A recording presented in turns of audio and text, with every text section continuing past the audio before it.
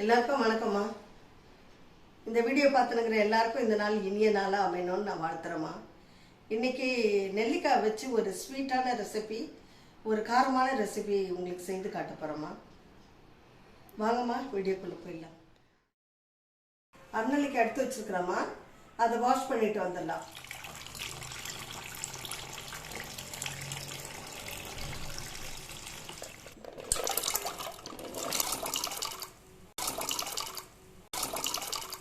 நெல்லிக்காய் மூழ்கிற அளவுக்கு தண்ணி ஊற்றிக்கலாமா. ஊற்றி ஒரு 5 நிமிஷம் வேக வச்சிடலாம். ரொம்ப குளன்னு வேக வைக்கக்கூடாது, அழுந்துனா போதும். நான் உங்களுக்கு காட்டுறேன். நெல்லிக்காய் வெந்துன்னு இருக்கட்டும்மா. அதுக்குள்ளே நெல்லிக்காய் ஊறுகாய் செய்கிறதுக்காக வெந்தயமும் கடுகும் வறுத்து எடுத்துன்னு வந்துடலாம். இந்த ஸ்பூனால் 2 ஸ்பூன் கடுகுமா, 1 ஸ்பூன் வெந்தயம். வெந்தயத்தை தீ விடக்கூடாதுமா. சிம்மில் வச்சு நம்ம அப்படியே பொன்மேனியாக வறுத்து எடுத்துடணும். வெந்தயம் கொஞ்சம், கடுகு சீக்கிரமாக வறுபட்டுறோமா. வெந்தயம் மட்டும் கொஞ்சம் நேரம் எடுத்துக்கோ. அதனால் அதை பார்த்து சிம்லேயே வச்சு நம்ம வறுத்து எடுத்துக்கணும் பொன்மேனியாக. கடுகுலாம் வெடிக்க ஆரம்பிச்சிடுச்சுமா, அதை வறுபட்டுடுச்சு. நம்ம எடுத்துருவோம். இதை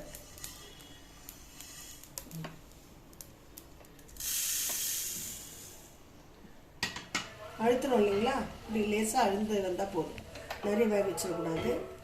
ஆஃப் பண்ணிட்டு இந்த தண்ணி இருத்துடலாம். இந்த தண்ணி நம்மளுக்கு சாம்பார் வைக்கிறதுக்கு, ரசம் வைக்க, அதுக்கெல்லாம் யூஸ் பண்ணிக்கலாம். அப்படி தேவையில்லைன்னு சொன்னால் ஆற வச்சு செடிங்களுக்கு கூட ஊற்றலாம் உரமாக.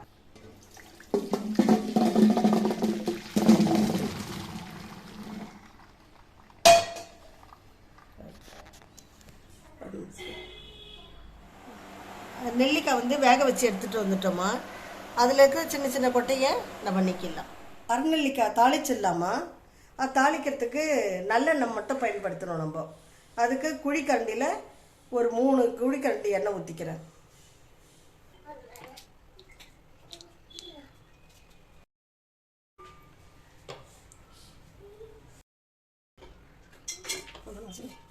எண்ணெய் காஞ்சிடுச்சுமா.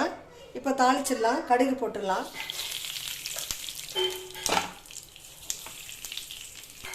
பூண்டு உரிச்சு வச்ச பூண்டு பல்லு கொஞ்சம்,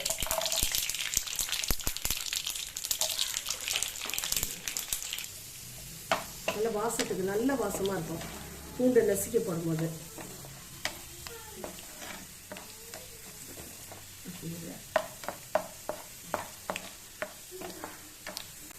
இப்போ இதுலேயே போட்டோம்னா மிளகாத்தூள்லாம் கரிஞ்சு போயிடுமா. அதனால பூண்டு மட்டும் நல்லா வதக்கிட்ட பிறகு ஆஃப் பண்ணிட்டோம்.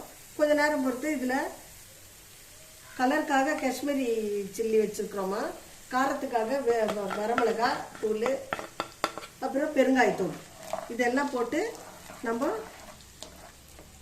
கருகாமல் அப்படியே மெல்லமாக வறுத்து எடுத்துடலாம். அதில் இப்போ நம்ம வேக வச்ச நெல்லிக்காயை கொட்டி வதக்கிடலாம்.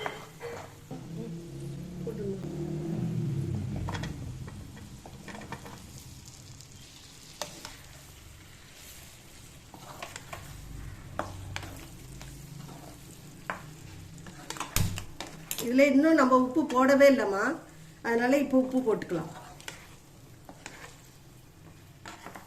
பாருங்க, நல்லா எண்ணெய் மிதக்குது. இப்படி இருக்கிறதுனால சீக்கிரமாக நம்மளுக்கு ஊறுகாய் கெட்டு போகாது. இது ரச சாதம், சாம்பார் சாதம், தயிர் சாதம், இந்த மாதிரி தக்காளி சாதம் எல்லாத்துக்கும் ஒரு நல்ல காம்பினேஷனாக இருக்கும். சீசனில் நம்மளுக்கு நெல்லிக்காயெலாம் நிறைய கிடைக்கும். அந்த சமயத்தில் வாங்கி நம்ம ஸ்டோர் பண்ணி வச்சுக்கணும். இந்த மாதிரி கூட செய்து வச்சுக்கலாம். ஊறுகாவாக செய்து வச்சுக்கலாம், ஜாமாக செய்து வச்சுக்கலாம். நம்மளுக்கு டக்குன்னு சப்பாத்திக்கு மற்ற இதுக்கு ப்ரெட்டில் போட்டு சாப்பிட்லாம். குழந்தைங்களுக்கு ரொம்ப பிடிக்கும். அதோட இது முடி கொட்டுது பார்த்தீங்களா, அந்த பிரச்சனை இருக்காது. அப்புறம் பசங்களுக்கும் நல்ல இதுவாக இருக்கும். பெண் குழந்தைங்களாக இருந்தால் நல்ல முடி வளரும், நம்மளுக்கும் சரி நல்ல முடி வளரும். அப்புறம் கண் பார்வை அதுக்கு ரொம்ப நல்லா இருக்கும். இதில் நிறைய சத்துக்கள் இருக்குது, அடிக்கினே போகலாம். அதனால் இதை ஒரு காயக்கல்போன்னு சொல்லுவாங்க நெல்லியை. அதனால் எல்லாரும் இதை கண்டிப்பாக உங்களுக்கு டைம் கிடச்சிச்சுன்னா இது மாதிரி செய்து சாப்பிட்டு பாருங்கள். கடைசியாமா நம்ம இதை ஆஃப் பண்ண போகிறோம். அந்த சமயத்தில் கடுகும் நம்ம வெந்தயமும் அரைச்சி வறுத்து வச்சுருந்தோம்மா இல்லையாம்மா, அதை பொடி பண்ணியிருக்கிறோம். அது தேவைக்கேற்ற நம்ம போட்டுக்கலாம்.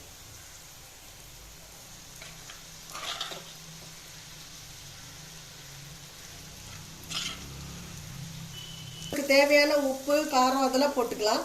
ஆனால் கடுகு வெந்தயமும் நீங்கள் கண்டிப்பாக போடணும். ஏன்னு சொன்னீங்கன்னா இதுதான் ஊறுகாயை ரொம்ப நாள் கெடாமல் பாதுகாக்குது. அதனால் ப்ரிசர்வேட்டிவ்னு சொல்லுவோம்லம்மா, அதுவாக இது பயன்படுது. அதனால் அப்போல்லாம் நம்ம இதெல்லாம் செய்வோம் பார்த்தீங்களா, புளி சாதம், அந்த சாதத்துக்கெல்லாம் இந்த மாதிரி செய்யும்போது ரொம்ப மணமாக இருக்கும், கெட்டு போகாமல் இருக்கும். அதனால் கண்டிப்பாக இதை செய்து பயன்படுத்துங்க.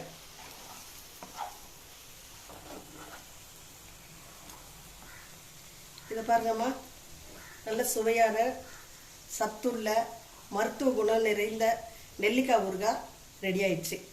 நீங்களும் ஒரு முறை செய்து பாருங்கள். அந்த நெல்லிக்காய் வேக வச்சுருந்தோம்லம்மா, அதை மேஷ் பண்ணி எடுத்துன்னு வந்துட்டோம். இப்போ ஜாம் சேர்த்துக்கு சட்டியில் சேர்த்துடலாம். போட்டுங்கம்மா.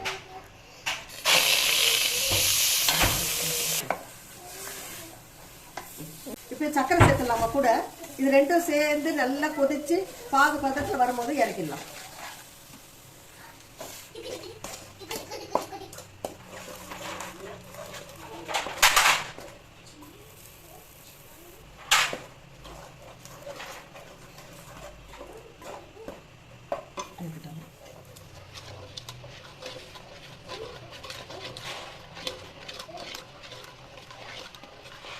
சர்க்கரை அவங்கவுங்க இனிப்புக்கு தேவை மாதிரி போட்டுக்கோங்க.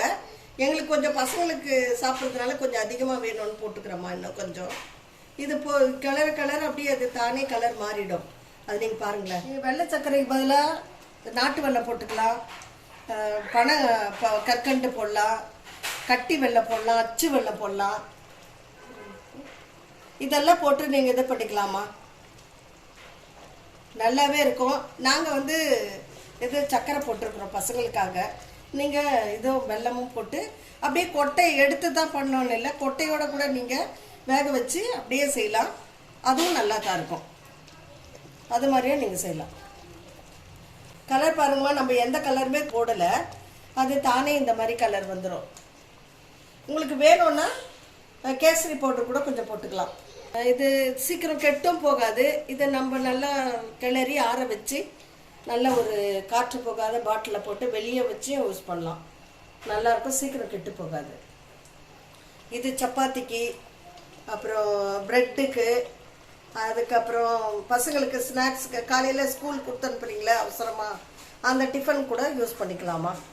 நம்மளும் சாப்பிட்லாம். நெல்லிக்காய் சாப்பிட்றதுனால கண்ணுக்கு நல்ல இது, தலைக்கு முடி நல்லா வளரும், குளிர்ச்சியும் கூட. இந்த வெயில் காலத்துக்கு ரொம்ப நல்லது இது. அதனால் கண்டிப்பாக நீங்களும் ஒரு தடவை செய்து பாருங்கள். இது எப்போ கிடைக்குதோமா அப்போ நீங்கள் வாங்கி வச்சு பயன்படுத்தலாம். செய்து வச்சிங்கன்னா சீக்கிரம் கெட்டு போகாது. அதனால் நீங்கள் செய்து வச்சுக்கோங்க. ஊறுகாயா ஜாமா எது வேணால் செய்து வச்சுக்கலாம். நம்ம இது இன்னும் இருக்குது, இதில் ஜூஸ் பண்ணலாம், நெல்லிக்காய் ஜூஸு. அது இன்னும் நல்லாயிருக்கும். வெயிலுக்கு எதமாக புத்துணர்ச்சி தர மாதிரி அதுவும் நாங்கள் ஷேர் பண்ணுறோம். அந்த மாதிரி கூட சேனலை ஃபஸ்ட் டைம் பார்க்குறீங்கன்னா நீங்கள் சப்ஸ்கிரைப் பண்ணிவிடுங்க. பக்கத்தில் இருக்கிற பெல் பட்டனை நீங்கள் ப்ரெஸ் பண்ணிட்டீங்கன்னா நாங்கள் டெய்லி போடுறது உங்களுக்கு நோட்டிஃபிகேஷனாக சேருமா. நான் கொஞ்சமாக ஃபுட் கலர் யூஸ் பண்ணுறேம்மா, எல்லோ கலரு.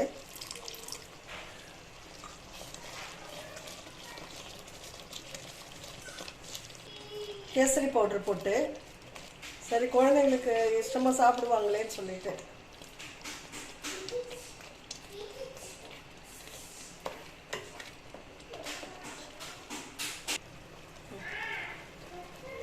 இதை பாருமா, ஜாம் ரெடி ஆயிடுச்சுமா. இதை பாருங்கள், இவ்வளோ இதுக்கு இதாகிடுச்சு. இது அப்படியே நீங்கள் ஆற வச்சு கடையில் நம்ம அதிக விலை கொடுத்து வாங்காமல் குறைஞ்ச விலையில் நல்ல மருத்துவ குணமுள்ள நெல்லிக்காய், அரை நெல்லிக்காய் கிடைக்கும் போது இதை மாதிரி செய்து பயன்படுத்துங்க. குழந்தைங்களுக்கும் சரி, நம்ம பெரியவங்களுக்கும் சரி, கண்ணுக்கு, முடி வளர்கிறதுக்கு எல்லாத்துக்குமே இது நல்லது. மூப்பு அவ்வளோ சீக்கிரம் வராதுன்னு சொல்லுவாங்க. அதனால் நெல்லிக்காய் சாப்பிட்றவங்களுக்கு நான் என்றும் இளமையாக இருப்பாங்கன்னு சொல்லுவாங்கம்மா. அதனால் நீங்கள் கண்டிப்பாக பயன்படுத்துங்க.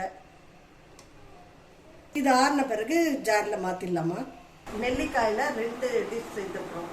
சிலர் இனிப்பாக சாப்பிட்றதுக்கு விருப்பப்படுவீங்க, சிலர் காரமாக ஊறுகாய் சாப்பிட்லான்னு சொல்லி விருப்பப்படுவீங்க.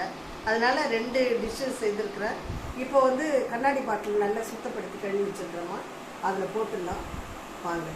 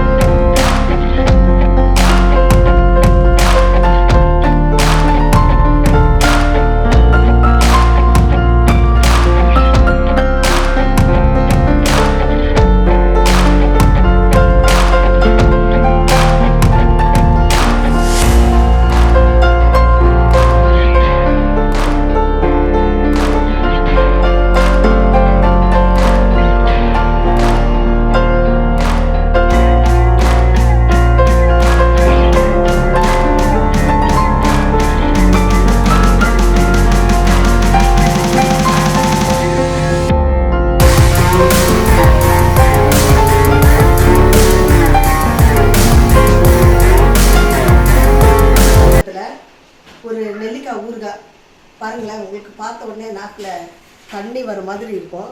அவ்வளோ டேஸ்ட். இந்த கடுகோட வாசனையும் இந்த வெந்தயத்தோட வாசனை, அந்த பெருங்காய வாசனை, அதில் ரொம்ப அருமையான ஒரு ஊறுகாயாக இருக்குது.